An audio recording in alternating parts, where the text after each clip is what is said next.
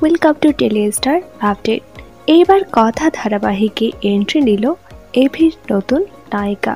এইবার থেকে রিচা চরিত্রে দেখা যাবে অভিনেত্রী শ্বেতা মিশ্রকে।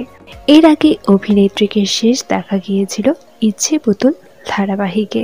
মারা গিয়েছে কথা, আর তার সৎ বোন ছিল রিচা। এইদিকে খুব শীঘ্রই আবার ধারাবাহিকে এন্ট্রি নেবে কথা, একেবারেই নতুন রূপে। কথাকে হারিয়ে এখন একেবারেই পাগল প্রায় এভি। তাই এই সময়ে হয়তো এভির কাছাকাছি আসার চেষ্টা করবে রিচা। এরপরে কথা যখন ফিরবে সে হয়তো ভুল বুঝবে এভিকে। তবে কথা মারা যাওয়ার ফলে নতুন মোড় আসায় খুশি নয় অনেক দর্শকেরা, কারণ এবার থেকে এভি এবং কথার সেই মুহূর্তগুলো আর দেখতে পাবে না তারা।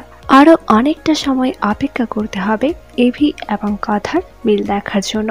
তবে বর্তমানে এই ধারাবাহিকটি আপনাদের কেমন লাগছে নিচে অবশ্যই কমেন্ট করে জানান।